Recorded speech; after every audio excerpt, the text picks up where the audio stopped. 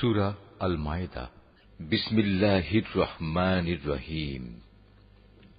রহমান রহিম আল্লাহ তাআলার নামে শুরু করছি। হে ঈমানদার বান্দারা, তোমরা যারা ঈমান এনেছ, তোমরা ওয়াদাসমূহ পূরণ করো। মনে রেখো, তোমাদের জন্য 4 পা বিশিষ্ট পোষা জন্তু হালাল করা হয়েছে, তবে সেসব জন্তু ছাড়া যা বিবরণ সহ একটু পরেই তোমাদের পড়ে শোনানো হচ্ছে। এহরাম বাঁধা অবস্থায় কিন্তু এসব হালাল জন্তু শিকার করা বৈধ মনে করো না। হ্যাঁ, আল্লাহ তাআলা যা চান সে আদেশই তিনি জারি করেন।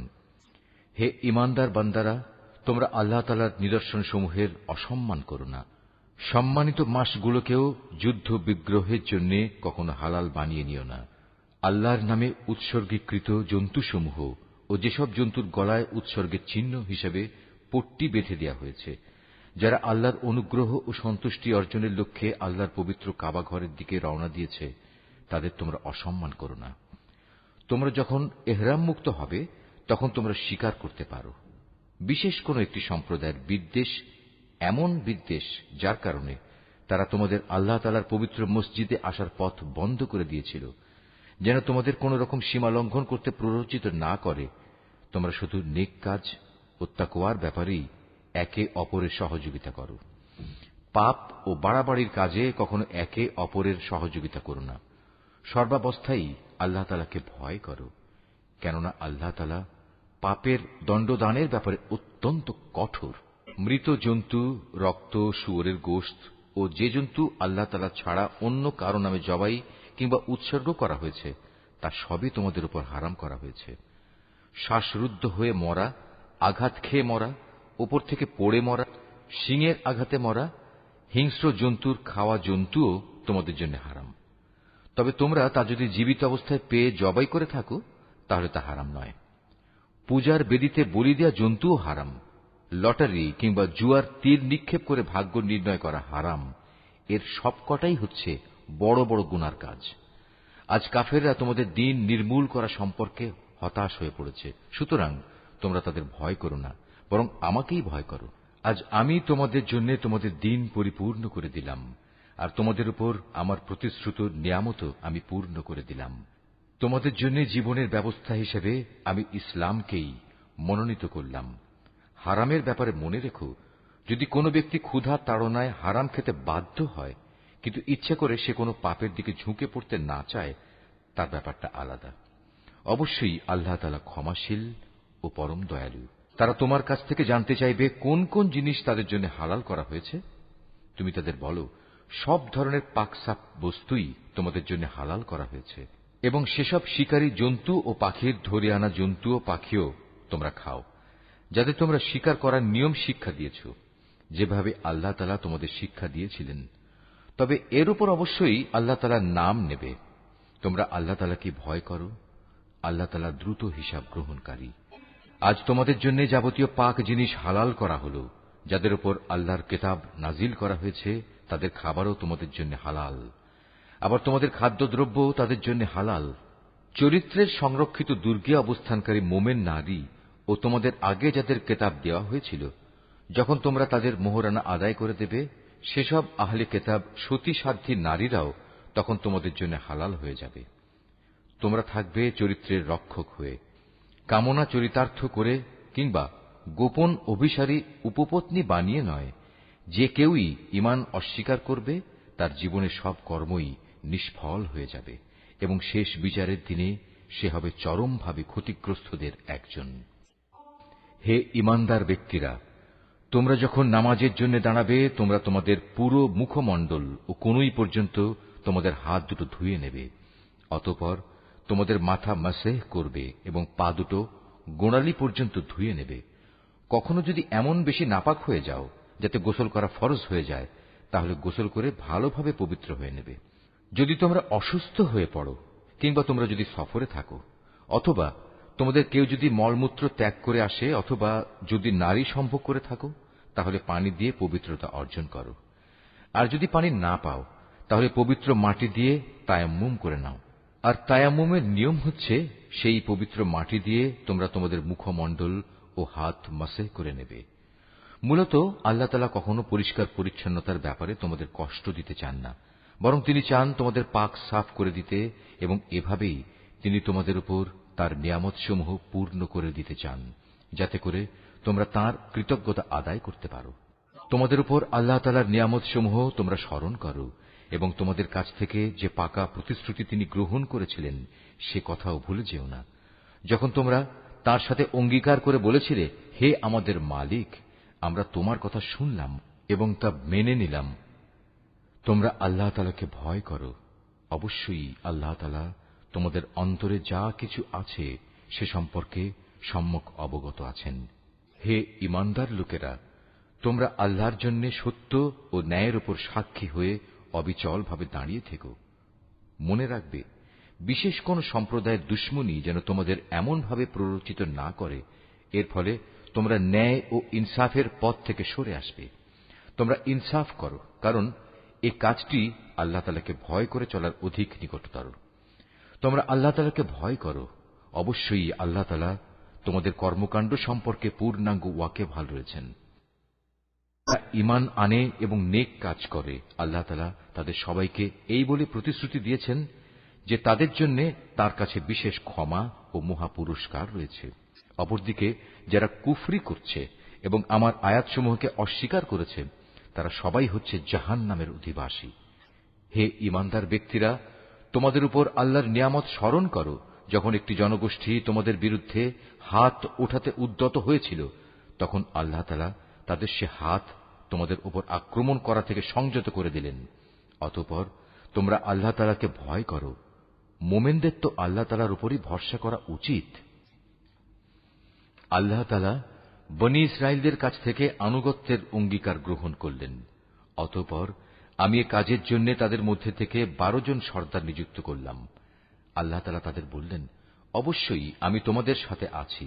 তোমরা যদি নামাজ প্রতিষ্ঠা করো, যাকাত আদায় করো, আমার রাসূলদের উপর ঈমান আনো এবং দ্বীনের কাজে যদি তোমরা তাদের সাহায্য সহযোগিতা করো, সর্বোপরি আল্লাহ তাআলাকে তোমরা যদি উত্তম ঋণ প্রদান করো, তাহলে অবশ্যই আমি তোমাদের গুনাহসমূহ মোচন করে দেব এবং তোমাদের আমি এমন এক জান্নাতে প্রবেশ করাবো যার তলদেশ দিয়ে ঝর্ণাধারা প্রবাহিত হয়।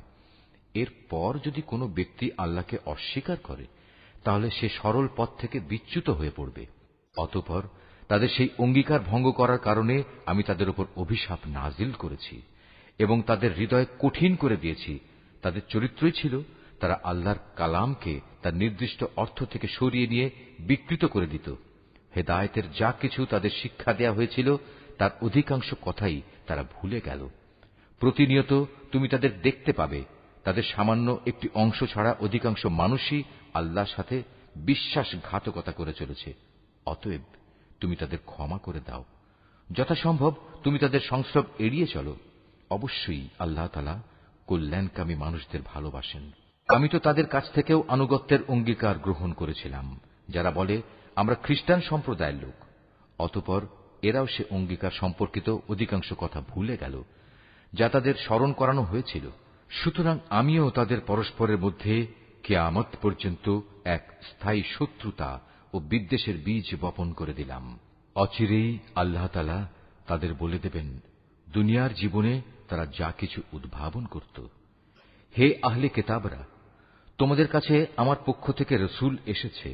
আগের কিতাবে যা কিছু তোমরা এতদিন গোপন করে রেখেছিলে তার বহু কিছুই সে তোমাদের বলে দিচ্ছে, আবার অনেক কিছু সে এড়িয়েও যাচ্ছে। তোমাদের কাছে এখন তো আল্লাহর পক্ষ থেকে আলোকবর্তিকা এবং সুস্পষ্ট কিতাবও এসে হাজির হয়েছে। যে আল্লাহর সন্তুষ্টি লাভ করতে চায়, এই কিতাব দ্বারা আল্লাহ তাআলা তার শান্তি ও নিরাপত্তার পথ বাতলে দেন। অতঃপর তিনি তাঁর অনুমতিক্রমে তাদের জাহেলিয়াতের অন্ধকার থেকে ঈমানের আলোতে বের করে আনেন, আর এভাবেই তাদের তিনি সঠিক পথে পরিচালিত করেন। নিশ্চয়ই তারা কুফরি করেছে যারা বলেছে মারিয়ামের পুত্র মসীহ আল্লাহ।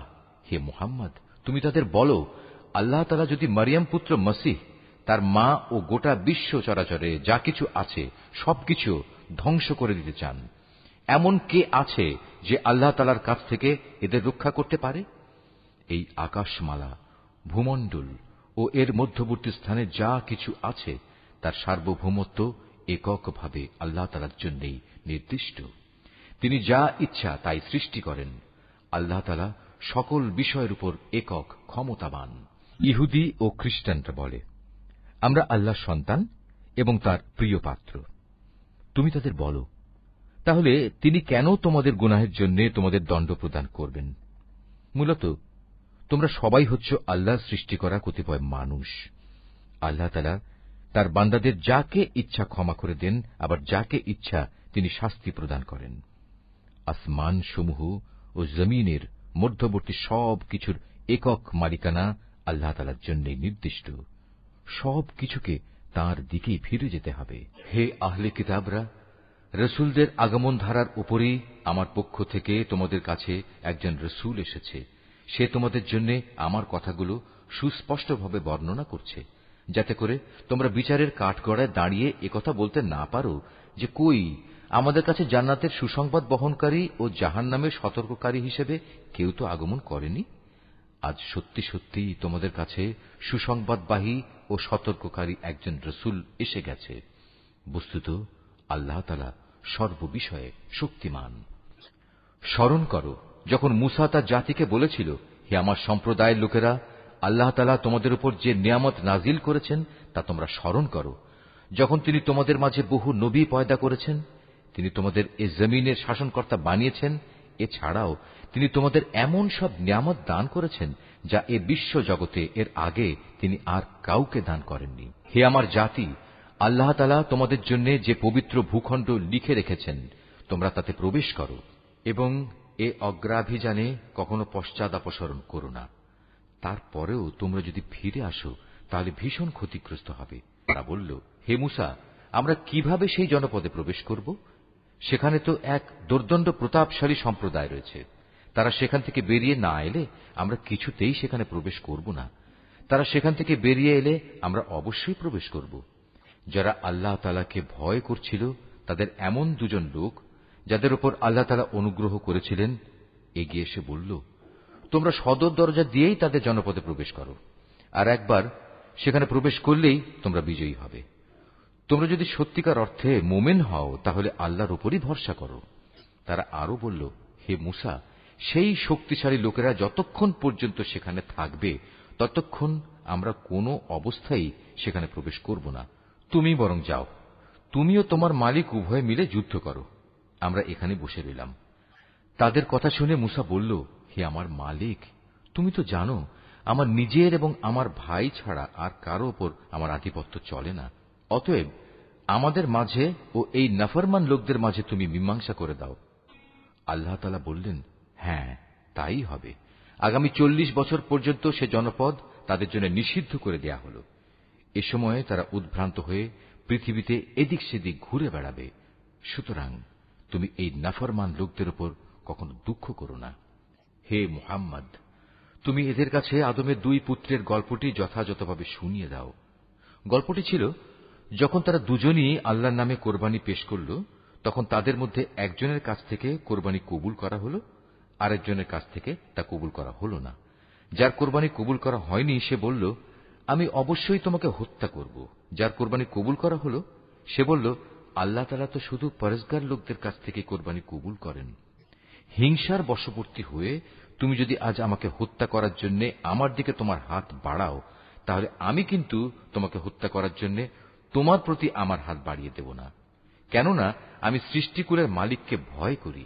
আমি বরং চাইব তুমি আমার গুনাহ ও তোমার গুনাহের বোঝা একাই তোমার মাথার উপর উঠিয়ে নাও এবং এভাবেই তুমি জাহান্নামের অধিবাসী হয়ে পড়ো। মূলত এ হচ্ছে জালেমদের যথার্থ কর্মফল। শেষ পর্যন্ত তার কুপ্রবৃত্তি তাকে নিজ ভাইয়ের হত্যার কাজে উস্কানি দিল। অতঃপর সে তাকে খুন করেই ফেলল এবং এ কাজের ফলে সে ক্ষতিগ্রস্তদের অন্তর্ভুক্ত হয়ে গেল। অতঃপর আল্লাহ তাআলা সেখানে একটি কাক পাঠালেন। কাকটি হত্যাকারীর সামনে এসে মাটি খুঁড়তে লাগল। উদ্দেশ্য তাকে দেখানো কিভাবে সে তার ভাইয়ের লাশ লুকিয়ে রাখবে। এটা দেখে সে নিজে নিজে বলতে লাগল, হায়, আমি তো এই কাকটির চাইতেও অক্ষম হয়ে পড়েছি। আমি তো আমার ভাইয়ের লাশটাও গোপন করতে পারলাম না। অতঃপর সে সত্যি সত্যিই নিজের কৃতকর্মের জন্য অনুতপ্ত হল।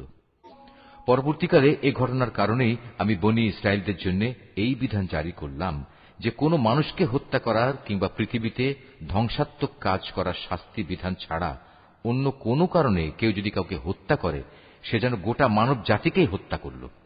আবার এমনিভাবে যদি কেউ একজনের প্রাণ রক্ষা করে, তবে সে যেন গোটা মানব জাতিকেই বাঁচিয়ে দিল।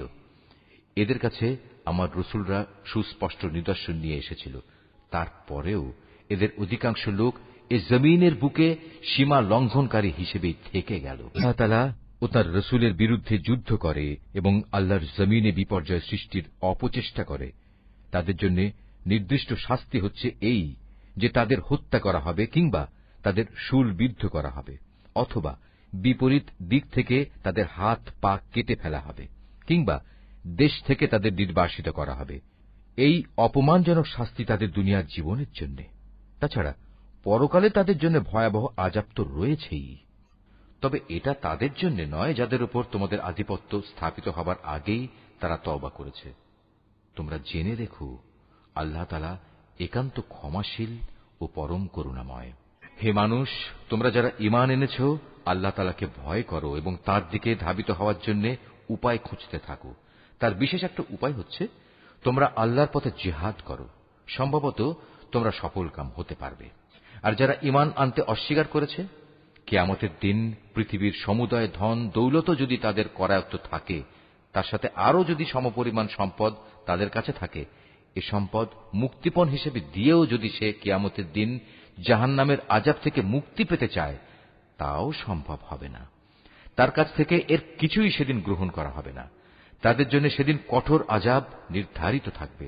তারা সেদিন দোজখের আযাব থেকে বেরিয়ে আসতে চাইবে, কিন্তু কোনো অবস্থায় তারা সেখান থেকে বেরিয়ে আসতে পারবে না। তাদের জন্য স্থায়ী আযাব নির্দিষ্ট হয়ে আছে। পুরুষ ও নারী এদের যে কেউই চুরি করবে, তাদের হাত দুটো কেটে ফেলো। এটা তাদেরই কর্মফল এবং আল্লাহর পক্ষ থেকে নির্ধারিত দণ্ড। আল্লাহ তাআলা মহা শক্তিশালী ও প্রবল প্রজ্ঞাময়। হ্যাঁ, যে ব্যক্তি এ জঘন্য জুলুম করার পর আল্লাহ তাআলার কাছে তওবা করবে এবং নিজের সংশোধন করে নেবে, অবশ্যই আল্লাহ তাআলা তার তওবা কবুল করবেন। আল্লাহ তাআলা নিঃসন্দেহে বড় ক্ষমাশীল ও দয়াময়। তুমি কি একথা জানো না, এই আকাশমণ্ডলী ও জমিনের একক সার্বভৌমত্ব একমাত্র আল্লাহ তাআলার জন্য? তিনি যাকে ইচ্ছা তাকে শাস্তি দেন, আবার যাকে ইচ্ছা তাকে তিনি মাফ করে দেন। কেননা সবকিছুর উপর তিনিই হচ্ছেন একক ক্ষমতাবান। রাসূল, যারা দ্রুত গতিতে কুফরির পথে ধাবিত হচ্ছে, তারা যেন তোমাকে দুঃখ না দেয়। এরা সে দলের লোক যারা মুখে মুখে বলে আমরা ঈমান এনেছি, কিন্তু সত্যিকার অর্থে তাদের অন্তর কখনো ঈমান আনেনি। আর তাদের ব্যাপারও নয় যারা ইহুদি, তারা মিথ্যা কথা শোনার জন্য সদা কান খাড়া করে রাখে, এবং তাদের বন্ধু সম্প্রদায়ের যেসব লোক কখনো তোমার কাছে আসেনি, এরা সেই অপর সম্প্রদায়টির জন্যই নিজেদের কান খাড়া করে রাখে। আল্লাহর কিতাবের কথাগুলো আপন জায়গায় বিন্যস্ত থাকার পরেও এরা তা বিকৃত করে বেড়ায়, এবং অন্যদের কাছে এরা বলে, হ্যাঁ, যদি এ ধরনের কোনো বিধান তোমাদের দেওয়া হয় তাহলে তোমরা তা গ্রহণ করো, আর সে ধরনের কিছু না দেয়া হলে তোমরা তা থেকে সতর্ক থেকো। আসলে আল্লাহ তাআলা যার পথচ্যুতি চান, তাকে আল্লাহর পাকড়াও থেকে বাঁচানোর জন্য তুমি তো কিছুই করতে পারো না। এরাই হচ্ছে সেসব হতভাগ্য লোক। আল্লাহ তাআলা কখনো যাদের অন্তরগুলোকে পাক সাফ করার ইরাদা পোষণ করেন না, তাদের জন্য পৃথিবীতে যেমনি রয়েছে অপমান ও লাঞ্ছনা, পরকালেও তেমনি তাদের জন্য অপেক্ষা করছে ভয়াবহ আযাব। ইহুদিদের চরিত্র হচ্ছে, এরা যেমন মিথ্যা কথা শুনতে অভ্যস্ত, তেমনি এরা হারাম মাল খেতেও ওস্তাদ। অতএব এরা যদি কখনো কোনো বিচার নিয়ে তোমার কাছে আসে, তাহলে তুমি চাইলে তাদের বিচার করতে পারো কিংবা তাদের উপেক্ষা করো। যদি তুমি তাদের ফিরিয়ে দাও, তাহলে নিশ্চিত থাকো এরা তোমার কোনোই অনিষ্ট করতে পারবে না। তবে যদি তুমি তাদের বিচার ফয়সালা করতে চাও, তাহলে অবশ্যই ন্যায় বিচার করবে। নিঃসন্দেহে আল্লাহ তাআলা ন্যায় বিচারকদের ভালোবাসেন। এসব লোক কিভাবে তোমার কাছে বিচারের ভার নিয়ে হাজির হবে, যখন তাদের নিজেদের কাছেই আল্লাহর পাঠানো তাওরাত মজুদ রয়েছে? তাতেও তো বিচার আচার সংক্রান্ত আল্লাহর বিধান আছে। তুমি যা কিছুই করো না কেন, একটু পরেই তারা তোমার কাছ থেকে মুখ ফিরিয়ে নেবে। এরা আসলে ঈমানদারই নয়। নিঃসন্দেহে আমি মূসার কাছে তাওরাত নাজিল করেছি, তাতে তাদের জন্য পথ নির্দেশ ও আলোকবর্তিকা বর্তমান ছিল। আমার নবীরা যারা আমার বিধানেরই অনুবর্তন করত, ইহুদি জাতিকে এ হেদায়েত মোতাবেকই আইন কানুন প্রদান করত, নবীদের পর তাদের জ্ঞান সাধক ও ধর্মীয় পণ্ডিতরাও এ অনুযায়ী বিচার ফয়সালা করত। কেননা নবীর পর আল্লাহর কিতাব সংরক্ষণ করার দায়িত্ব এদেরই দেয়া হয়েছিল। তারা নিজেরাও ছিল এর প্রত্যক্ষ সাক্ষী। সুতরাং তোমরা মানুষদের ভয় না করে একান্তভাবে আমাকেই ভয় করো, আর আমার আয়াতসমূহ সামান্য মূল্যে বিক্রি করে দিও না। যারা আল্লাহর নাজিল করা আইন অনুযায়ী বিচার ফয়সালা করে না, তারাই হচ্ছে কাফের। তাওরাতে আমি তাদের জন্য বিধান নাজিল করেছিলাম যে তাদের জানের বদলে জান, চোখের বদলে চোখ, নাকের বদলে নাক, কানের বদলে কান, দাঁতের বদলে দাঁত। শাস্তি প্রয়োগের সময় এই শারীরিক জখমটাই কিন্তু আসল দণ্ড বলে বিবেচিত হয়। অবশ্য বাদীপক্ষের কেউ যদি এই দণ্ড মাফ করে দিতে চায়, তাহলে তা তার নিজের গুনাহখাতার জন্য কাফফারা হিসেবে গণ্য হবে। আর যারাই আল্লাহ নাজিল করা বিধান অনুযায়ী বিচার ফয়সালা করবে না, তারা হচ্ছে জালেম। এ ক্রমধারায় অতঃপর আমি মরিয়ম পুত্র ঈসাকে পাঠিয়েছি। সে সময় আগে থেকে তাওরাতে যা কিছু অবশিষ্ট ছিল, সে ছিল তার সত্যতা স্বীকারকারী, আর আমি তাকে ইনজিল দান করেছি। তাতে ছিল হেদায়েত ও নূর। তখন তাওরাতে যা কিছু তার কাছে বর্তমান ছিল, ইনজিল কিতাব তার সত্যতা স্বীকার করেছে। তদুপরি তাতে আল্লাহভীরু লোকদের জন্য পথ নির্দেশ ও উপদেশ মজুদ ছিল। ইনজিলের অনুসারীদের উচিত এর ভেতর আল্লাহ তাআলা যা কিছু নাজিল করেছেন তার ভিত্তিতে বিচার ফয়সালা করা। কেননা যারাই আল্লাহর নাজিল করা আইনের ভিত্তিতে বিচার করবে না, তারাই ফাসেক। হে মুহাম্মদ, আমি তোমার প্রতি সত্য দ্বীন সহ এ কিতাব নাজিল করেছি। আগের কিতাবসমূহের যা কিছু অবিকৃত অবস্থায় তার সামনে মজুদ রয়েছে, এ কিতাব তার সত্যতা স্বীকার করে। শুধু তাই নয়, এ কিতাব সেসব বিধানের হেফাজতকারীও বটে। সুতরাং আল্লাহ তাআলা যেসব বিধি বিধান নাজিল করেছেন তার ভিত্তিতেই তুমি বিচার ফয়সালা করো। আর এ বিচারের সময় তোমার নিজের কাছে যা সত্য দ্বীন এসেছে তার থেকে সরে গিয়ে তাদের খেয়াল খুশির অনুসরণ করো না। আমি তোমাদের প্রতিটি সম্প্রদায়ের জন্য শরীয়ত ও কর্মপন্থা নির্ধারণ করে দিয়েছি। আল্লাহ তাআলা চাইলে তোমাদের সবাইকে একই উম্মত বানিয়ে দিতে পারতেন, বরং তিনি তোমাদের যা দিয়েছেন তার ভিত্তিতে তোমাদের যাচাই বাছাই করে নিতে চেয়েছেন। অতএব ভালো কাজে তোমরা সবাই প্রতিযোগিতা করো, কেননা আল্লাহ তাআলার দিকেই হবে তোমাদের সকলের প্রত্যাবর্তন স্থল। এখানে তোমরা যেসব বিষয় নিয়ে মতভেদ করতে, অতঃপর তিনি অবশ্যই তা তোমাদের স্পষ্ট করে বলে দেবেন। অতএব হে মুহাম্মদ, তোমার উপর আল্লাহ তাআলা যে আইন কানুন নাজিল করেছেন, তুমি তারই ভিত্তিতে এদের মাঝে বিচার ফয়সালা করো, এবং কখনো তাদের খেয়াল খুশির অনুসরণ করো না, এবং তাদের ষড়যন্ত্র থেকে সতর্ক থেকো। যা কিছু আল্লাহ তাআলা তোমার উপর নাজিল করেছেন তার কোনো কোনো বিষয়ে যেন তারা কখনো তোমাকে ফিতনায় না ফেলতে পারে। অতঃপর তোমার ফয়সালায় যদি এরা মুখ ফিরিয়ে নেয়, তাহলে জেনে রেখো আল্লাহ তাআলা তাদের নিজেদেরই কোনো গুনাহের জন্য তাদের কোন রকম মুসিবতে ফেলতে চান। কেননা মানুষের মাঝে অধিকাংশই হচ্ছে অবাধ্য। তবে কি তারা পুনরায় জাহেলিয়াতের বিচার ব্যবস্থা তালাশ করছে? অথচ যারা আল্লাহতে বিশ্বাস করে তাদের কাছে আল্লাহ তাআলার চাইতে উত্তম বিচারক আর কে হতে পারে? হে ঈমানদার লোকেরা, তোমরা কখনো ইহুদি খ্রিস্টানদের নিজেদের বন্ধু হিসেবে গ্রহণ করো না, কেননা এরা নিজেরা সব সময় একে অপরের বন্ধু। তোমাদের মধ্যে কেউ যদি কখনো এদের কাউকে বন্ধু বানিয়ে নেয়, তাহলে সে তাদেরই দলভুক্ত হয়ে যাবে। আর আল্লাহ তাআলা কখনো জালেম সম্প্রদায়কে হেদায়েত দান করেন না। অতঃপর যাদের অন্তরে মুনাফিকির ব্যাধি রয়েছে, তাদের তুমি দেখবে তারা বিশেষ তৎপরতার সাথে এই বলে তাদের সাথে মিলিত হচ্ছে যে আমাদের আশঙ্কা হচ্ছে কোনো বিপর্যয় এসে আমাদের উপর আপতিত হবে। পরে হয়তো আল্লাহ তাআলা তোমাদের কাছে বিজয় নিয়ে আসবেন, কিংবা তার কাছ থেকে অন্য কিছু অনুগ্রহ তিনি দান করবেন। তখন তা দেখে এ লোকেরা নিজেদের মনের ভেতর যে কপটতা লুকিয়ে রেখেছিল তার জন্য ভীষণ অনুতপ্ত হবে। তখন ঈমানদার লোকেরা বলবে, এরাই কি ছিল সেসব মানুষ যারা আল্লাহ তাআলার নামে বড় বড় শপথ করত যে তারা অবশ্যই তোমাদের সঙ্গে আছে? এই আচরণের ফলে তাদের কার্যকলাপই বিনষ্ট হয়ে গেল। ফলে তারা ভীষণভাবে ক্ষতিগ্রস্ত হয়ে পড়ল। হে মানুষ, তোমরা যারা আল্লাহর উপর ঈমান এনেছ, তোমাদের মধ্যে কোন লোক যদি নিজের দ্বীন ইসলাম থেকে মোরতাদ হয়ে ফিরে আসে তাতে আল্লাহ তাআলার কোনো ক্ষতি নেই। তবে আল্লাহ তাআলা অচিরেই এমন এক সম্প্রদায়ের উত্থান ঘটাবেন যাদের তিনি ভালোবাসবেন, তারাও তাকে ভালোবাসবে। তারা হবে মুমিনদের প্রতি কোমল ও কাফেরদের প্রতি কঠোর। তারা আল্লাহর পথে সংগ্রাম করবে, কোন নিন্দুকের নিন্দার পরোয়া তারা করবে না। মূলত এ হচ্ছে আল্লাহর একটি অনুগ্রহ, যাকে চান তাকেই তিনি তা দান করেন। আল্লাহ তাআলা প্রাচুর্যময় ও প্রজ্ঞার আধার। তোমাদের একমাত্র পৃষ্ঠপোষক হচ্ছেন আল্লাহ তাআলা, তার রাসূল এবং সেসব ঈমানদার লোকেরা যারা নামাজ প্রতিষ্ঠা করে, যাকাত আদায় করে, সর্বোপরি আল্লাহ তাআলার সামনে যারা সদা অবনমিত থাকে। আর যে ব্যক্তি আল্লাহ তাআলা, তার রাসূল ও ঈমানদারদের নিজের বন্ধুরূপে গ্রহণ করবে, তারা যেন জেনে রাখে কেবলমাত্র আল্লাহ তাআলার দলটিই বিজয়ী হবে। হে ঈমানদার লোকেরা, তোমাদের আগে যাদের আল্লাহ তাআলার কিতাব দেওয়া হয়েছিল তাদের মধ্যে যারা তোমাদের দ্বীনকে বিদ্রূপ ও খেল তামাশার বস্তুতে পরিণত করে রেখেছে, তাদের এবং কাফেরদের কখনো তোমরা নিজেদের বন্ধু বানিও না। যদি তোমরা সত্যিকার অর্থে মোমেন হয়ে থাকো, তাহলে একমাত্র আল্লাহ তাআলাকেই বন্ধু বানাও এবং তাঁকেই ভয় করো। যখন তোমরা মানুষদের নামাজের জন্য ডাকো, তখন এই ডাককে এরা হাসি তামাশা ও খেলার বস্তু বানিয়ে দেয়। এরা হচ্ছে এমন এক সম্প্রদায় যারা হক বাতিলের কিছুই বোঝে না। হে রাসূল, তুমি এদের বলো, তোমরা যে আমাদের কাছ থেকে প্রতিশোধ নিচ্ছ তার কারণ এই যে আমরা আল্লাহর উপর ঈমান এনেছি এবং আমাদের উপর আগে ও বর্তমানে যা কিছু নাজিল করা হয়েছে তার উপর বিশ্বাস স্থাপন করেছি।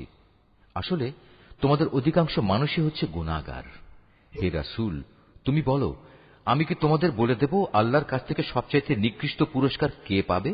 সে লোক হচ্ছে যার উপর আল্লাহ তাআলা অভিশাপ দিয়েছেন, যার উপর আল্লাহর ক্রোধ রয়েছে এবং যাদের কিছু লোককে তিনি বানর, কিছু লোককে শুয়োরে পরিণত করে দিয়েছেন, যারা মিথ্যা মাবুদের আনুগত্য স্বীকার করেছে। এরাই হচ্ছে সেসব লোক পরকালে যাদের অবস্থান হবে অত্যন্ত নিকৃষ্ট এবং দুনিয়াতেও এরা সরল পথ থেকে বহু দূরে বিচ্যুত হয়ে পড়েছে। তারা যখন তোমার সামনে আসে তখন বলে, আমরা ঈমান এনেছি। আসলে তারা তোমার কাছে কুফরি নিয়েই প্রবেশ করছিল এবং তা নিয়েই তোমার কাছ থেকে তারা বেরিয়ে গেছে। তারা মনের ভেতর যা কিছু লুকিয়ে রাখছিল, আল্লাহ সে ব্যাপারে পূর্ণ ওয়াকিবহাল রয়েছেন। তাদের অনেককেই তুমি দেখতে পাবে গুনাহ করা, আল্লাহর সাথে বিদ্রোহ ও হারাম মাল ভোগ করার কাজে এরা একে অপরের সাথে প্রতিযোগিতা করে চলেছে। এরা যা কিছু করে মূলত তা বড়ই নিকৃষ্ট কাজ। কত ভালো হতো এদের ধর্মীয় নেতা ও পণ্ডিত ব্যক্তিরা যদি এদের এসব পাপের কথা ও হারাম মাল ভোগ করা থেকে বিরত রাখত, কারণ এরা যা কিছু সংগ্রহ করছে তা বড়ই জঘন্য। ইহুদিরা বলে, আল্লাহর দানের হাত পা বাঁধা পড়ে গেছে। আসলে তাদের নিজেদের হাতই বাঁধা পড়ে গেছে। আর তারা যা কিছু বলেছে সে কারণে তাদের উপর আল্লাহ তাআলার অভিশাপ নাজিল করা হয়েছে। আল্লাহর তো দুনিয়া আখিরাতের উভয় হাতই মুক্ত। যেভাবে তিনি চান সেভাবেই তিনি দান করেন। প্রকৃত ঘটনা হচ্ছে, তোমার মালিকের পক্ষ থেকে যা কিছু তোমার উপর নাজিল করা হয়েছে তা তাদের অনেকেরই সীমা লঙ্ঘন ও কুফরি বাড়িয়ে দিয়েছে। এই আচরণের ফলে আমি তাদের মাঝে কিয়ামত পর্যন্ত একটা শত্রুতা ও পরস্পর বিদ্বেষ সঞ্চার করে দিয়েছি। যখনই তারা যুদ্ধের আগুন জ্বালিয়ে দিতে চেয়েছে, আল্লাহ তাআলা তখনই তা নিভিয়ে দিয়েছেন। তারা বারবার এ জমিনে বিপর্যয় সৃষ্টির প্রয়াস পেয়েছে। আসলে আল্লাহ তাআলা বিপর্যয় সৃষ্টিকারীদের মোটেই ভালোবাসেন না। যদি আহলে কিতাবরা ঈমান আনত এবং আল্লাহকে ভয় করত, তবে অবশ্যই আমি তাদের গুনাহ খাতা মুছে দিতাম এবং তাদের আমি নিয়ামতে পরিপূর্ণ জান্নাতে প্রবেশ করাতাম। যদি তারা তাওরাত ও ইনজিল তথা তার বিধান প্রতিষ্ঠা করত, আর যা তাদের উপর তাদের মালিকের কাছ থেকে নাজিল করা হয়েছে তার উপর প্রতিষ্ঠিত থাকত, তাহলে তারা রিজিক পেত তাদের মাথার উপরের আসমান থেকে ও তাদের পায়ের নিচের জমিন থেকে। তাদের মধ্যে অবশ্য একদল ন্যায় ও মধ্যপন্থী লোক রয়েছে, তবে তাদের অধিকাংশই হচ্ছে এমন যাদের কর্মফল খুবই নিকৃষ্ট। হে রাসূল, যা কিছু তোমার উপর নাজিল করা হয়েছে তা তুমি অন্যের কাছে পৌঁছে দাও। যদি তুমি তা না করো, তাহলে তুমি তো মানুষদের কাছে তার বার্তা পৌঁছে দিলে না। আল্লাহ তাআলা তোমাকে মানুষের অনিষ্ট থেকে বাঁচিয়ে রাখবেন। নিশ্চয়ই আল্লাহ তাআলা কখনো কোনো অবাধ্য জাতিকে পথ প্রদর্শন করেন না।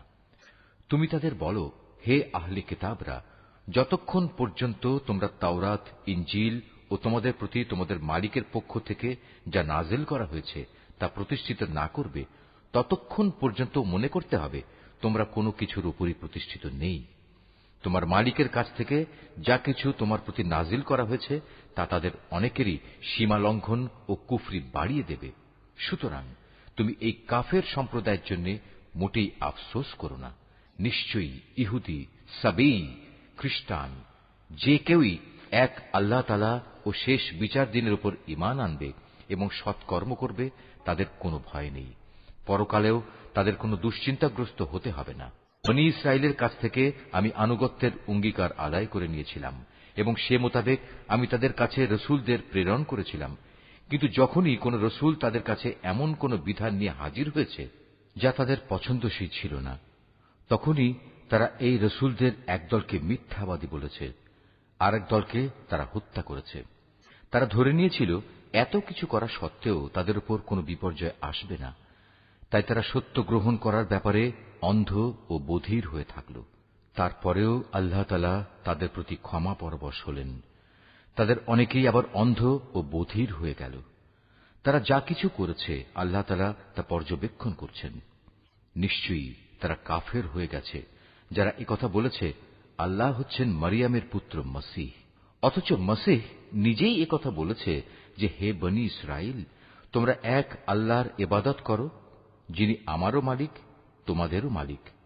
মূলত যে কেউই আল্লাহর সাথে শরীক করবে আল্লাহ তাআলা তার উপর জান্নাত হারাম করে দেবেন, আর তার স্থায়ী ঠিকানা হবে জাহান্নাম। এই জালেমদের সেদিন কোনো সাহায্যকারী থাকবে না। তারাও কুফরি করেছে যারা বলেছে তিনজনের মধ্যে তৃতীয় জন হচ্ছেন আল্লাহ, অথচ এক আল্লাহ তাআলা ছাড়া আর কোন ইলাহ নেই। তারা যদি এখনো তাদের এসব অলীক কথাবার্তা থেকে ফিরে না আসে, তবে তাদের মাঝে যারা একথা বলে কুফরি করেছে তাদের অবশ্যই কঠিন যন্ত্রণাদায়ক আযাবে পেয়ে যাবে। তারা কি আল্লাহর কাছে তওবা করবে না? কখনো কি তারা তাঁর কাছে ক্ষমা প্রার্থনা করবে না? আল্লাহ তাআলা বড়ই ক্ষমাশীল ও দয়াময়। মারিয়াম পুত্র মসীহ তো রসুল ছাড়া কিছুই ছিল না। তার আগেও তার মতো অনেক রসুল গত হয়েছে। তার মা ছিল এক সত্যনিষ্ঠ মহিলা। তারা মা ও ছেলে উভয়ই আর দুদশটি মানুষের মতো করেই খাবার খেত। তুমি লক্ষ্য করে দেখো আমি কিভাবে আমার আয়াতগুলো খুলে খুলে বর্ণনা করছি। তুমি দেখো কিভাবে তারা সত্য বিমুখ হয়ে যাচ্ছে। তুমি বলো, তোমরা কি আল্লাহকে বাদ দিয়ে এমন কিছুর ইবাদত করছো যা তোমাদের কোনো ক্ষতি কিংবা উপকার কিছুই করার ক্ষমতা নেই? প্রকৃতপক্ষে আল্লাহ তাআলা সব কিছুই শোনেন এবং সবকিছুই জানেন। তুমি বলো, হে আহলে কিতাবরা, তোমরা কখনো নিজেদের দ্বীনের ব্যাপারে অন্যায় বাড়াবাড়ি করো না। মসীহের ব্যাপারে তোমরা সেসব জাতির খেয়াল খুশির অনুসরণ করো না যারা তোমাদের আগেই পথভ্রষ্ট হয়ে গেছে এবং তারা অনেক লোককেই গোমরাহ করে দিয়েছে, আর তারা নিজেরাও সহজ সরল পথ থেকে বিচ্যুত হয়ে গেছে। বনী ইসরায়েলদের আরো যারা মসীহের ব্যাপারে আল্লাহর এ ঘোষণা অস্বীকার করেছে তাদের উপর দাউদ ও মরিয়ম পুত্র ঈসার মুখ থেকে অভিশাপ দেওয়া হয়েছে, কেননা তারা আল্লাহর বিরুদ্ধে বিদ্রোহ করেছে এবং সীমা লঙ্ঘন করেছে। তারা যেসব গর্হিত কাজ করত তা থেকে তারা একে অপরকে বারণ করত না। তারা যা করত নিঃসন্দেহে তা ছিল নিকৃষ্ট। তুমি তাদের মাঝে এমন বহু লোককে দেখতে পাবে যারা ঈমানদারদের বদলে কাফেরদের সাথে বন্ধুত্ব করতে বেশি আগ্রহী। অবশ্য তারা নিজেরা যা কিছু অর্জন করে সামনে পাঠিয়েছে তাও অতি নিকৃষ্ট। এ কারণে আল্লাহ তাআলা তাদের উপর ক্রোধান্বিত হয়েছেন। এ লোকেরা চিরকাল আযাবেই নিমজ্জিত থাকবে। তারা যদি সত্যি আল্লাহ তাআলা, তার নবী ও তার প্রতি যা নাজিল করা হয়েছে তার প্রতি যথাযথ ঈমান আনত, তাহলে এরা কাফেরদের বন্ধু হিসেবে গ্রহণ করত না। কিন্তু তারা তো অধিকাংশই হচ্ছে গুনাহগার। অবশ্যই তোমরা ঈমানদারদের সাথে শত্রুতার ব্যাপারে ইহুদি ও মুশরিকদেরই বেশি কঠোর দেখতে পাবে। অপরদিকে মুমিনদের সাথে বন্ধুত্বের ব্যাপারে তোমরা সেসব লোককে কিছুটা নিকটতর পাবে যারা বলেছে আমরা খ্রিস্টান। এটা এই কারণে যে তখনও তাদের মধ্যে ধর্মীয় পণ্ডিত ব্যক্তি ও সংসার বিরাগী ফকির দরবেশরা মজুদ ছিল, আর এ ব্যক্তিরা সাধারণত অহংকার করে না। রসুলের উপর যা কিছু নাজিল করা হয়েছে তা যখন এরা শোনে তখন সত্য চেনার কারণে তুমি এদের অনেকের চোখকেই দেখতে পাবে অশ্রু সজল। নিবেদিত হয়ে তারা বলে ওঠে, হে আমাদের মালিক, আমরা ঈমান এনেছি, তুমি আমাদের নাম সত্যের সাক্ষ্যদাতাদের দলে লিখে নাও। বিশেষ করে আমরা যখন এই প্রত্যাশা করি যে আমাদের মালিক আমাদের সৎ কর্মশীলদের দলভুক্ত করে দেবেন, তখন আল্লাহ তাআলা ও তার কাছ থেকে আমাদের কাছে যা কিছু সত্য এসেছে তার উপর আমরা ঈমান আনব না কেন? অতঃপর তাদের উক্তির কারণে আল্লাহ তাআলা সন্তুষ্ট হয়ে পরকালে তাদের এমন এক জান্নাত দান করবেন যার তলদেশ দিয়ে অমিয় ঝর্ণাধারা প্রবহমান থাকবে। সেখানে তারা হবে চিরস্থায়ী। আর এটা হচ্ছে নেককার লোকদের যথার্থ পুরস্কার। অপরদিকে যারা কুফরি করেছে এবং আমার আয়াতগুলো অস্বীকার করেছে, তাকে মিথ্যা প্রতিপন্ন করেছে, তারা সবাই হবে জাহান্নামের অধিবাসী। হে ঈমানদার ব্যক্তিরা, আল্লাহ তাআলা তোমাদের জন্য যে পবিত্র জিনিসগুলো হালাল করে দিয়েছেন, তোমরা সেগুলো নিজেদের জন্য হারাম করে নিও না, আর কখনো হারামের সীমা লঙ্ঘন করো না। অবশ্যই আল্লাহ তাআলা সীমা লঙ্ঘনকারীদের অপছন্দ করেন। আল্লাহ তাআলা তোমাদের যে হালাল ও পবিত্র রিজিক দান করেছেন, তোমরা তা খাও এবং এ ব্যাপারে সে আল্লাহ তাআলার সীমারেখাকে ভয় করো যার উপর তোমরা ঈমান এনেছ। আল্লাহ তাআলা তোমাদের অর্থহীন শপথের জন্য তোমাদের পাকড়াও করবেন না, কিন্তু যে শপথ তোমরা জেনে বুঝে করো তার ব্যাপারে আল্লাহ তাআলা অবশ্যই তোমাদের পাকড়াও করবেন। এবং তার কাফফারা হচ্ছে 10 জন গরিব মিসকিনকে মধ্যম মানের খাবার খাওয়ানো, যা তোমরা সচরাচর নিজেদের পরিবার পরিজনদের খাইয়ে থাকো, কিংবা 10 জন মিসকিনকে পোশাক দান করা, অথবা একজন ক্রীতদাস মুক্ত করে দেয়া। যে ব্যক্তি এর কোনোটাই পাবে না তার জন্য কাফফারা হচ্ছে 3 দিন রোজা রাখা। শপথ ভাঙলে তোমাদের শপথ ভাঙার এ হচ্ছে কাফফারা। অতএব তোমরা তোমাদের শপথসমূহ রক্ষা করো। আল্লাহ তাআলা এভাবেই তাঁর আয়াতসমূহ তোমাদের কাছে বিশদভাবে বর্ণনা করেন, যাতে করে তোমরা কৃতজ্ঞতা জ্ঞাপন করতে পারো। হে মানুষ, তোমরা যারা ঈমান এনেছ, তোমরা জেনে রেখো, মদ, জুয়া, পূজার বেদী ও ভাগ্য নির্ণায়ক স্বর হচ্ছে ঘৃণিত শয়তানের কাজ। অতএব তোমরা তা সম্পূর্ণরূপে বর্জন করো। শয়তান এই মদ ও জুয়ার দ্বারা তোমাদের মাঝে শত্রুতা ও বিদ্বেষ সৃষ্টি করে দিতে চায়, এবং এভাবে এ চক্করে ফেলে সে তোমাদের আল্লাহ তাআলা স্মরণ ও নামাজ থেকে দূরে সরিয়ে রাখবে। তোমরা কি এ কাজ থেকে ফিরে আসবে না? তোমরা সর্ববিষয়ে আল্লাহর আনুগত্য করো তার রসুলের। মদ ও জুয়ার ব্যাপারে সতর্ক থেকো। আর তোমরা যদি রসুলের নির্দেশনা থেকে মুখ ফিরিয়ে নাও, তাহলে জেনে রাখো, আমার রসুলের দায়িত্ব হচ্ছে সুস্পষ্টভাবে আমার কথাগুলো পৌঁছে দেয়া। যারা ঈমান এনেছে এবং নেক কাজ করেছে, এ নিষেধাজ্ঞা জারির আগে তারা যা কিছু খেয়েছে তার জন্য তাদের উপর কোনই গুনাহ নেই। হ্যাঁ, ভবিষ্যতে যদি তারা সাবধান থাকে, আল্লাহর উপর ঈমান আনে এবং নেক আমল করে, অতঃপর আল্লাহ তাআলার নিষেধ থেকে তারা সতর্ক থাকে, একইভাবে যতক্ষণ পর্যন্ত তারা ঈমান আনবে ও নেক আমল করবে, সর্বদা আল্লাহকে ভয় করবে ও সততার নীতি অবলম্বন করতে থাকবে, আল্লাহ তাআলা অবশ্যই তাদের ক্ষমা করে দেবেন, কেননা আল্লাহ তাআলা সৎ কর্মশীল মানুষদের ভালোবাসেন। হে ঈমানদার লোকেরা, ইহরাম বাঁধা অবস্থায় আল্লাহ তাআলা অবশ্যই এমন কিছু শিকারের বস্তু দিয়ে তোমাদের পরীক্ষা নেবেন, যেগুলো তোমরা সহজেই নিজেদের হাত ও বর্শা দ্বারা ধরতে পারো। এর উদ্দেশ্য হচ্ছে যেন আল্লাহ তাআলা একথা ভালো করে জেনে নিতে পারেন যে কে তাকে না দেখে ভয় করে। সুতরাং এর পরেও যদি কেউ সীমা লঙ্ঘন করে, তার জন্য যন্ত্রণাদায়ক আযাব রয়েছে। হে ঈমানদার ব্যক্তিরা, ইহরাম বাঁধা অবস্থায় কখনো শিকার হত্যা করো না। যদি তোমাদের কেউ এ অবস্থায় জেনে বুঝে কোনো শিকারী জন্তু হত্যা করে, তার জন্য এর বিনিময় হচ্ছে সে যে জন্তু হত্যা করেছে তার সমান পর্যায়ে একটি গৃহপালিত জন্তু কোরবানি হিসেবে কাবায় পৌঁছে দেবে, যার ফয়সালা করবে তোমাদের দুজন ন্যায়বান বিচারক ব্যক্তি। কিংবা তার জন্য কাফফারা হবে কয়েকজন গরিব মিসকিনকে খাওয়ানো অথবা সমপরিমাণ রোজা রাখা, যাতে করে সে আপন কৃতকর্মের স্বাদ গ্রহণ করতে সক্ষম হয়। এ নিষেধাজ্ঞা জারির আগে যা কিছু গত হয়ে গেছে আল্লাহ তাআলা তা মাফ করে দিয়েছেন, কিন্তু এরপর যদি কেউ এর পুনরাবৃত্তি করে, তাহলে আল্লাহ তাআলা অবশ্যই তার কাছ থেকে প্রতিশোধ নেবেন। আর আল্লাহ তাআলা পরাক্রমশালী ও প্রতিশোধ গ্রহণে প্রবল শক্তিমান। তোমাদের জন্য সমুদ্রের শিকার হালাল করা হয়েছে এবং তার খাবার হচ্ছে তোমাদের জন্য ও সমুদ্রের পর্যটকদের জন্য উৎকৃষ্ট সম্পদ। মনে রাখবে, যতক্ষণ পর্যন্ত তোমরা ইহরাম বাঁধা অবস্থায় থাকবে ততক্ষণ পর্যন্ত শুধু স্থলভাগের শিকারই তোমাদের জন্য হারাম থাকবে। তোমরা ভয় করো আল্লাহ তাআলাকে, যার সমীপে তোমাদের সবাইকে জড়ো করা হবে। আল্লাহ তাআলা খানায়ে কাবাকে সম্মানিত করেছেন মানব জাতির জন্য ভিত্তি হিসেবে। তিনি একে প্রতিষ্ঠা করেছেন।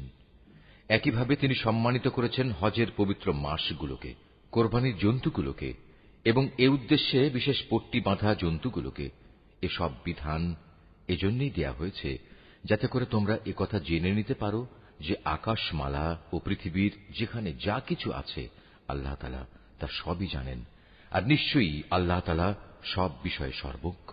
তোমরা জেনে রাখো, আল্লাহ তাআলা শাস্তি দানের ব্যাপারে যেমনি কঠোর, তেমনি পুরস্কারের বেলায় আল্লাহ তাআলা অত্যন্ত ক্ষমাশীল ও পরম দয়ালু। রসুলের দায়িত্ব হেদায়েতের বাণী পৌঁছে দেওয়া ছাড়া আর কিছুই নয়। আর তোমরা যা কিছু প্রকাশ করো, যা কিছু গোপন রাখো, আল্লাহ তাআলা তা সবই জানেন। হে রসুল, তুমি বলো, পাক এবং নাপাক জিনিস কখনো সমান হতে পারে না। নাপাক জিনিসের প্রাচুর্য যতই তোমাকে চমৎকৃত করুক না কেন। অতএব হে জ্ঞানবান মানুষেরা, তোমরা আল্লাহকে ভয় করো। আশা করা যায় তোমরা সফলকাম হতে পারবে। হে ঈমানদার লোকেরা, আল্লাহর নবীর কাছে এমন সব বিষয় নিয়ে প্রশ্ন করো না যার জবাব প্রকাশ করা হলে তাতে তোমাদেরই কষ্ট হবে। অবশ্য কোরআন নাজিল হবার মুহূর্তে যদি তোমরা সে প্রশ্ন করো, তাহলে তা তোমাদের কাছে প্রকাশ করা হবে। এই বিধান জারির আগে যা কিছু হয়ে গেছে তা আল্লাহ তাআলা তোমাদের মাফ করে দিয়েছেন, কেননা আল্লাহ তাআলা পরম ক্ষমাশীল ও ধৈর্যশীল। তোমাদের আগেও কিছু সম্প্রদায় তাদের নবীকে এ ধরনের প্রশ্ন করত, কিন্তু এর পরক্ষণেই তারা তা অমান্য করতে শুরু করল। দেবতার উদ্দেশ্যে প্রেরিত কান ছেঁচড়া বহিরা, দেবতার নামে উৎসর্গীকৃত সায়েবা, দেবতার উদ্দেশ্যে ছেড়ে দেয়া নর ও মাদি বাচ্চা প্রসবকারী ওয়াসিলা ও দেবতার উদ্দেশ্যে ছেড়ে দেয়া 10 বাচ্চা প্রসবকারিণী উশরি হাম, এর কোনটাই কিন্তু আল্লাহ তাআলা নির্দিষ্ট করে দেননি, বরং কাফেররাই এসব কুসংস্কার দিয়ে আল্লাহর উপর মিথ্যা আরোপ করে। আর এদের অধিকাংশ লোক তো সত্য মিথ্যার তফাৎটুকু উপলব্ধি করে না। তখন এদের বলা হয়, আল্লাহ তাআলা যা কিছু নাজিল করেছেন তোমরা সেদিকে এসো, এসো তাঁর রসুলের দিকে। তখন তারা বলে, আমরা আমাদের বাপ দাদাদের যে বিধানের উপর পেয়েছি তাই আমাদের জন্য যথেষ্ট। যদিও তাদের বাপ দাদারা সত্য মিথ্যা সম্পর্কে কিছুই জানত না এবং তারা হেদায়েত প্রাপ্তও ছিল না। হে ঈমানদার লোকেরা, তোমাদের নিজেদের দায়িত্ব তোমাদের নিজেদের ওপর। অন্য কোন ব্যক্তি যদি গোমরা হয়ে গিয়ে থাকে, তাহলে সে পথভ্রষ্ট ব্যক্তি তোমাদের কোনো ক্ষতি সাধন করতে পারবে না, যতক্ষণ পর্যন্ত তোমরা নিজেরা সঠিক পথের উপর চলতে থাকবে। তোমাদের সবাইকে আল্লাহর দিকেই ফিরে যেতে হবে। অতঃপর আল্লাহ তাআলা তোমাদের সেদিন বলে দেবেন তোমরা কে কি করেছিলে। হে ঈমানদার ব্যক্তিরা, তোমাদের কারো যখন মৃত্যুর সময় এসে উপনীত হয়, ওসিয়ত করার এই মুহূর্তে তোমরা তোমাদের মধ্যে থেকে 2 জন ন্যায়পরায়ণ মানুষকে সাক্ষী বানিয়ে রাখবে। আর যদি তোমরা প্রবাসে থাকো এবং এ সময় যদি তোমাদের উপর মৃত্যুর বিপদ এসে পড়ে, তখন বাইরের লোকদের মধ্যে থেকে 2 জন ব্যক্তিকে সাক্ষী বানিয়ে নেবে। পরে যদি এ ব্যাপারে তোমাদের কোনো সন্দেহ দেখা দেয়, তাহলে সাক্ষী 2 জনকে নামাজের পর আটকে রাখবে। অতঃপর তারা আল্লাহর নামে কসম করে বলবে, আমরা কোনো স্বার্থের খাতিরে এ সাক্ষ্য বিক্রি করব না। এর কোনো পক্ষ আমাদের ঘনিষ্ঠ আত্মীয় হলেও নয়। আমরা আল্লাহর জন্য এ সাক্ষ্য গোপন করব না। আমরা যদি তেমন কিছু করি তাহলে আমরা গুনাহগারদের দলে শামিল হয়ে যাব। যদি একথা প্রকাশ পায় এ বাইরের 2 জন সাক্ষী অপরাধে লিপ্ত ছিল, তাহলে আগে যাদের স্বার্থহানি ঘটেছিল তাদের মধ্যে থেকে 2 জন সাক্ষী তাদের স্থলাভিষিক্ত হবে। তারা এসে আল্লাহর নামে শপথ করে বলবে, আমাদের সাক্ষ্য অবশ্যই তাদের সাক্ষ্য অপেক্ষা বেশি সত্যভিত্তিক হবে। আমরা সাক্ষ্যের ব্যাপারে সীমা লঙ্ঘন করিনি। আমরা যদি তেমনটি করি তাহলে আমরা জালেমদের দলভুক্ত হয়ে পড়ব। এ পদ্ধতিতে মানুষদের ঠিকমতো সাক্ষ্য দানের অধিকতর সম্ভাবনা আছে, অথবা তারা অন্ততপক্ষে এ ভয় করবে যে তাদের কসম করার পর আবার অন্য কোন কসম দ্বারা তা বাতিল করে দেয়া হবে। তোমরা আল্লাহ তাআলাকে ভয় করো এবং রসুলের কথা শোনো। আল্লাহ তাআলা কখনো পাপী লোকদের সৎপথে পরিচালিত করেন না। যেদিন আল্লাহ তাআলা সকল রসুলকে একত্রিত করে জিজ্ঞাসা করবেন, তোমাদের দাওয়াতের প্রতি মানুষদের পক্ষ থেকে কিভাবে সাড়া দেওয়া হয়েছিল? তারা বলবে, আমরা তো তার কিছুই জানি না, যাবতীয় অদৃশ্য বিষয় তুমিই পরিজ্ঞাত। স্মরণ করো যখন আল্লাহ তাআলা বলবেন, হে মারিয়াম পুত্র ঈসা, আমার সেই নিয়ামতের কথা স্মরণ করো যা আমি তোমাকে ও তোমার মাকে দান করেছিলাম। যখন আমি পবিত্র আত্মা দিয়ে তোমাকে সাহায্য করেছিলাম, তুমি মানুষের সাথে যেমনি দোলনায় থাকতে কথা বলতে, তেমনি বলতে পরিণত বয়সেও। আমি যখন তোমাকে কিতাব, জ্ঞান বিজ্ঞান, তাওরাত ও ইনজিল দান করেছিলাম, তখন তুমি আমারই হুকুমে কাঁচা মাটি দিয়ে পাখি সদৃশ্য আকৃতি বানাতে, অতঃপর তাতে ফুঁ দিতে, আর আমার আদেশক্রমেই তা পাখি হয়ে যেত। আমারই হুকুমে তুমি জন্মান্ধ ও কুষ্ঠ রোগীকে নিরাময় করে দিতে। আমারই আদেশে তুমি মৃতদেহ থেকে জীবন বের করে আনতে। পরে যখন তুমি তাদের কাছে নবুয়তের এসব নিদর্শন নিয়ে পৌঁছলে, তখন তাদের মধ্যে যারা তোমাকে অস্বীকার করেছিল তারা বলল, এই নিদর্শনগুলো জাদু ছাড়ার কিছুই নয়। তখন আমি তোমার কোন অনিষ্ট সাধন থেকে বনী ইসরায়েলদের নিবৃত্ত করে রেখেছিলাম। আরো স্মরণ করো যখন আমি হাওয়ারীদের অন্তরে এ প্রেরণা দিয়েছিলাম যে তোমরা আমার প্রতি ও আমার রসুলের প্রতি ঈমান আনো। তারা বলল, হে মালিক, আমরা তোমার উপর ঈমান আনলাম। তুমি এ কথা সাক্ষ্য থেকো যে আমরা তোমার অনুগত ছিলাম। অতঃপর যখন এই হাওয়ারীদের দল বলল, হে মারিয়াম পুত্র ঈসা, তোমার মালিক কি আসমান থেকে খাবার সজ্জিত একটি টেবিল আমাদের জন্য পাঠাতে পারেন না? ঈসা জবাব দিল, সত্যি যদি তোমরা মোমেন হয়ে থাকো তাহলে কোনো অহেতুক দাবি পেশ করার ব্যাপারে তোমরা আল্লাহ তাআলাকে ভয় করো। বলল, আমরা শুধু এটুকুই চাই যে আল্লাহর পাঠানো সেই টেবিল থেকে কিছু খাবার খেতে, এতে আমাদের মন পরিতৃপ্ত হয়ে যাবে। তাছাড়া এতে করে আমরা এও জানতে পারব তুমি আমাদের কাছে সঠিক কথা বলেছ। আমরা নিজেরাই সত্যের পক্ষে সাক্ষী হয়ে থাকতে চাই। মারিয়াম পুত্র ঈসা আল্লাহর দরবারে বলল, হে আল্লাহ, হে আমাদের মালিক, তুমি আমাদের জন্য আসমান থেকে খাবার সজ্জিত একটি টেবিল পাঠাও। এ হবে আমাদের জন্য, আমাদের পূর্ববর্তী ও আমাদের পরবর্তীদের জন্য তোমার কাছ থেকে পাঠানো একটি আনন্দ উৎসব। সর্বোপরি এটা হবে তোমার কুদরতের নিদর্শন। তুমি আমাদের রিজিক দাও, কেননা তুমি হচ্ছ উত্তম রিজিক দাতা। আল্লাহ তাআলা বললেন, হ্যাঁ, আমি তোমাদের কাছে তা অচিরেই পাঠাচ্ছি। তবে এর পরেও যদি তোমাদের কেউ আমার ক্ষমতা অস্বীকার করে, তাহলে তাকে আমি এমন কঠিন শাস্তি দেব যা আমি সৃষ্টিকুলের কাউকেই আর দেব না।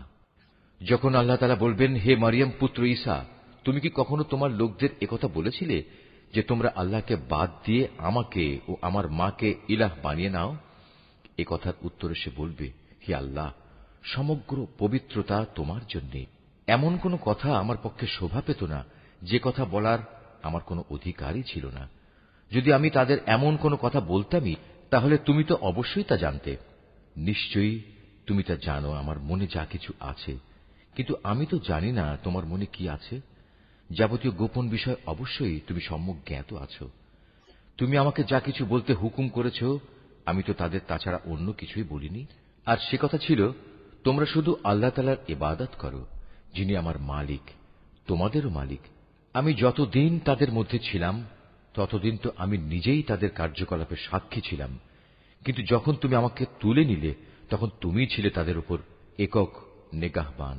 যাবতীয় ক্রিয়াকর্মের তুমিই ছিলে একক খবরদার। আজ তাদের অপরাধের জন্য তুমি যদি তাদের শাস্তি দাও, দিতে পারো, কারণ তারা তো তোমারই বান্দা। আর তুমি যদি তাদের ক্ষমা করে দাও, তাও তোমার মর্জি। তুমিই হচ্ছ বিপুল ক্ষমতাশালী, প্রজ্ঞাময়। আল্লাহ তাআলা বলবেন, হ্যাঁ, এ হচ্ছে সেদিন যেদিন সত্যাশ্রয়ী ব্যক্তিরা তাদের সততার জন্য প্রচুর কল্যাণ লাভ করবে। আর সে কল্যাণ হচ্ছে তাদের জন্য এমন সুরম্য জান্নাতের ব্যবস্থা করে রাখা হয়েছে যার তলদেশ দিয়ে অমিয় ঝর্ণাধারা প্রবাহিত থাকবে। সেখানে তারা চিরদিন থাকবে। আল্লাহ তাআলা তাদের উপর সন্তুষ্ট থাকবেন এবং তারাও আল্লাহর উপর সন্তুষ্ট থাকবে।